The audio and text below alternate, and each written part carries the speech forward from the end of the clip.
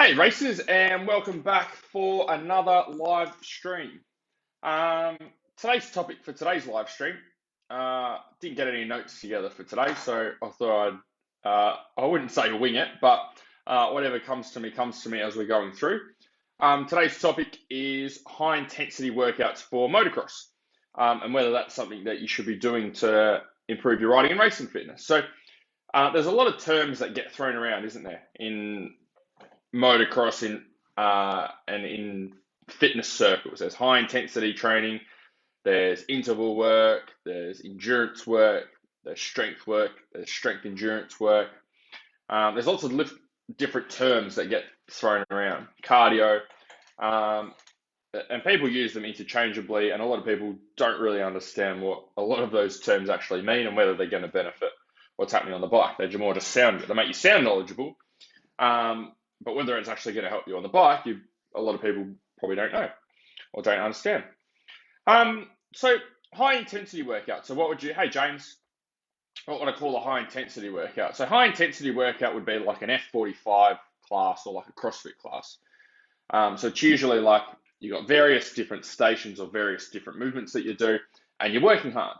Okay, you might go, so like for F45, you might do one station for a couple of minutes and you do push-ups, do another station for a couple of minutes and you do kettlebell swings, then you move to another station and you do burpees, move to another station and do some light dumbbell work, and you keep rotating around. So at the end of the day, it's just high intensity, just constant, consistent movement, and you're working hard, and they are hard workouts.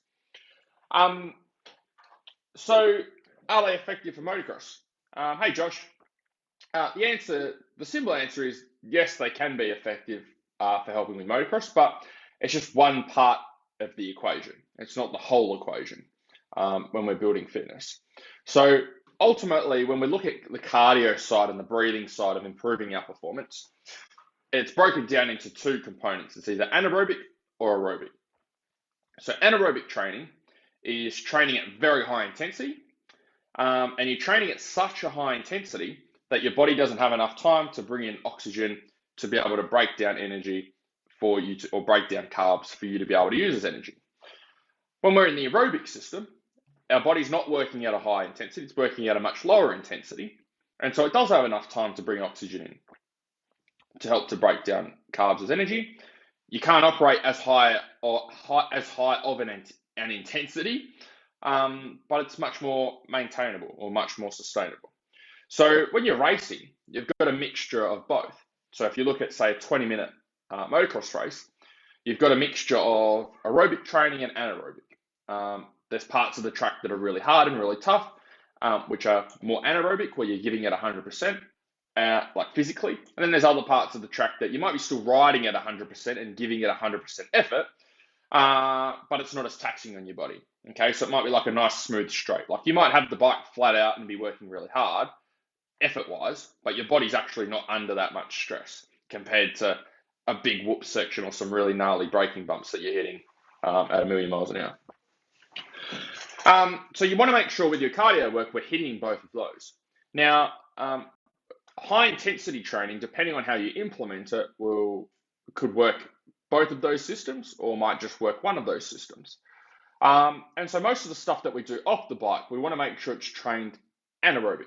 Okay, the aerobic training we can do when we get out on the bike. We can do the longer rides and accumulate bike time and work on that system that way. But during the week, we want to work on mostly anaerobic energy training, which is short, sharp bursts of high intensity efforts, okay, followed usually by rest. So going by that, like F45 or CrossFit can be great for building that energy system. It's one way of doing that. Especially when you're changing or varying up movements, it's very good for building cardio and conditioning and building up lung capacity. And the reason that it's so good at building up cardio and lung capacity, like high intensity training in general, using different stations, is because you're always changing movements. So what happens is, like, let's say I'm doing squats for a minute. Maybe that's my breathing starts to get jacked up a little bit, and I start to get some muscular fatigue. My legs start to get sore at the end of the minute, so I start to slow down. That means I'm not pushing as hard. Okay, so my breathing tends to be not as high because my legs are the limiting factor, not my breathing. So when you're doing high intensity training and you're changing from station to station, like let's say you're doing squats for a minute, then the next movement might be push-ups. So now your arms are fresh. You've been smashing your legs for a minute, okay? Your arms are fresh though. So when you go and do the push-ups, you can elevate the intensity again and you can really push hard with the push-ups and jack up your breathing because you're not limited as much by muscular fatigue, okay? Because we've changed the movement. Same as if you then went from a push-up to a kettlebell swing, but we haven't done that type of movement. You're not fatigued in that particular movement. You're fatigued in a push-up and fatigued in a squat. So if you go to a kettlebell swing, again, you can operate at a very high intensity because you're not carrying fatigue from or as much fatigue from the previous sets of work. So breathing wise, you can jack your breathing right up. Now, if you were to change that and let's say you only did squats, what would happen is the stimulus on your breathing wouldn't be as high. And the reason the stimulus on your breathing, your cardio wouldn't be as high is because your legs are getting so fatigued. So muscle fatigue is holding you back from developing your cardio. So that's why, like things like if you guys, any of you guys watch UFC or fighting, you see those guys like really get gassed, and are working really hard and breathing really heavy. And you could think, well, why? They're not cycling, they're not running. And the reason that they're breathing so heavy and it's so hard cardio-wise is because they're always moving in different positions. It's not like they're just doing squats or just doing push-ups or just doing one specific movement. They're constantly moving their body at high intensity into all these different positions, which is what makes it really taxing. If they just stayed in one position the whole time, their breathing wouldn't be as hard. It'd be more muscle fatigue that they'd be experiencing, not breathing. So when you're riding, so I guess the answer to tie into riding, hey Hayden, what should you be working on to help you with your riding and your racing is that can be one aspect of it, okay, working on your breathing and your cardio. But the other part of riding and racing is you're not changing movements drastically when you ride on the bike. So if I'm riding the bike, my feet are on the foot pegs, my hand are on the handlebars. Okay, yes, my ass moves up and down off the seat this much. I might be moving backwards and forwards on the seat, but overall, the rough position on the bike is exactly the same, right? You got your hands on your handlebars and feet on the foot pegs. It's not like I'm going from a squatting position to a push-up position to a kettlebell swing position. I'm not doing all of these crazy different movements unless you're having a big crash. You're staying in relatively the same position, okay, same movement pattern. So when you're training, you don't want to be doing all of your training with like station type work, okay, or high intensity work and hopping around from different things. You also want to make sure that a reasonable amount of your training is made up of using the same exercise and getting used to muscular fatigue as well. Because at the end of the day, that's what happens on the bike. When you're on the bike, your breathing is not the main thing that's being jacked up really high. It's part of the problem, but another part of the problem is also muscle endurance, okay? When you're getting up and down off the seat with your legs are being used the whole time. Your arms are being used the whole time in a similar fashion. So your body needs to get better at having one part of the body under stress, having a short period of time for rest, like maybe you go around an easy corner, and then you get it back up on the pegs, and then being able to go again. And so the way that you train that is by sticking with the same exercises and using interval training with one movement. And you've got to pick a good movement for this. So a good way of doing this is, say, like rowing, right? So you might do rowing intervals. And instead of jumping on the rower and then doing burpees and then doing cycling or exercise bike and then doing the stepper, okay, and then running on the spot and then doing burpees, you just pick, hey, Amy, you just pick one thing, okay? So you might go, okay, it's the rower. And so what you're going to find on the rower is, yes, your breathing is going to get jacked up and the cardio side is going to be hard, which is great, but you're also going to find you're going to get muscle fatigue as well, okay? So your body will get better and first of all, you'll get better and better in pushing through that discomfort of muscle fatigue, and your body will adapt to that and get used to recovering from that muscle fatigue quicker.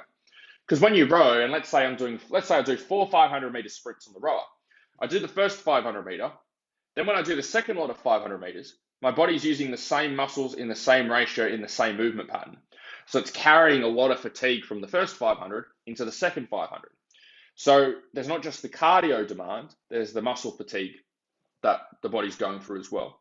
Whereas if we're always changing exercises, our body is not being put under as much muscle fatigue, it's being put under more respiratory fatigue. And so it just depends what you need to work on when you're out on the bike. And it comes down to a little bit of awareness. So when you're out riding, what do you need to work on? Okay, with the guys that I work with, we work on everything. I want to build all systems. I want to make sure our guys are absolutely bulletproof when they go out there. And we've covered all angles.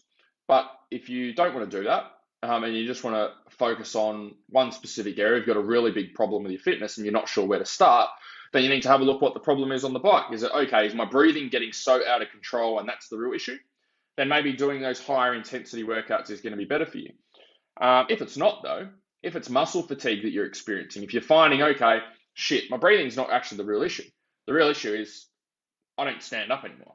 Okay, my legs get fatigued and I don't stand up anymore. Then maybe you need to be doing more rowing, more interval work, or maybe even some more strength work, depending on what the actual problem is. Yeah, that's really all I have to say for today. High intensity workouts hey Greg, can be effective, but it's just one tool in the toolbox. And I guess if there was a common mistake to identify here with how riders train and prepare is they narrow their training down too much. They just do one thing. It's either, I just do weight training, or I'll just do cardio, or I just do longer cycle rides. And they're not hitting all the energy systems. And that's how you build a really robust, fit, strong athlete, okay? Athlete level of fitness. Even if you're not training hundreds of hours a week or tens of hours a week, that's how you build a really good, robust human being that can go and ride a bike really well, is you need to have all the boxes ticked. Okay, are we working on muscle fatigue? Are we working on respiratory fatigue? Are we working on strength? Are we working on cardio? Are we working on anaerobic energy system? We're working on aerobic energy system. Are we working on multi-joint movements? Okay, working on lower body, working on upper body. It's making sure you've got all the boxes ticked. And when you can get all the boxes ticked with your training, that's when you get really good results on the bike, because there's no holes left in your game. You can just get out there and ride the bike and you know that you're prepared for everything. When you can get to that stage with your fitness, if you're not at that stage at the moment, it will open up a whole new world for you in terms of racing. You approach your racing in a completely different way. And this is one of the things I love seeing with the riders that I work with, from when they first start working with me to once we've got 2 to 3 months under our belt and we're really making some really good progress. It's one of the favorite things for me to see is riders looking at racing and going, shit, this track's hard, shit, this track's rough, like how long's the race, when's the last lap board coming out, so they can push hard right to the checkered flag, or right to the last lap board. Or when the track gets rough at the end of the day, it doesn't bother them. They're going in with confidence, knowing that they're ready, knowing they're going to be able to ride, and it makes it more enjoyable as well. I guess at the end of the day, the reason you guys race is because you want to enjoy the racing, right? And you want to be competitive. If you didn't, you probably wouldn't race. You'd stay at home or go trail riding, or do something a little bit more casual, go to a track day or a ride day. So when you can improve your fitness, you're going to be more competitive. You're going to be able to push harder, and you're just going to have a lot more satisfaction at the end of the day. Going, shit, you know what? I really pushed hard today, and I made progress, and I'm growing as a rider, and I'm getting better. And that's where a lot of the fulfillment comes from racing. It's just knowing you've done your best, and it's also seeing improvement, right? If you just rocked up to every race, mate, and you got the same finish every time, you kind of go, going through the motions. Everyone wants to see growth. Doesn't mean you want to be a professional racer, but everyone wants to grow and get better and improve in some way. And so improving your fitness, if that's a problem for you, is a great way to be able to do that. But you just have to make sure you have the right tools in place and you're ticking all the right boxes to make sure you can make progress. And you're not going to do a whole heap of training and feel like you're stuck in the same spot. Hey, Luke. That's all I've got for today, guys. If you enjoyed it, otherwise I will chat to you next week. Hopefully you guys have a good weekend out riding, out racing. Victoria, there's a lot of you probably aren't going to be doing too much riding, but for everyone else, get out there, have a ride. If you are in Victoria, keep hustling, keep pushing. This is the time to knuckle down. When everyone else is slowing up, everyone else is making excuses for not training and not doing the work, and racing's not happening and blah, blah. This is the time for you to double down. This is the biggest advantage you're going to have over everyone else, because everyone else will be slowing down. Let them slow down. You need to put your foot down on the accelerator and keep hustling. Anyway, that's my words of wisdom for today. Hope you guys enjoyed today's call. As I said, if you can give the video a like, that helps out a lot. I will chat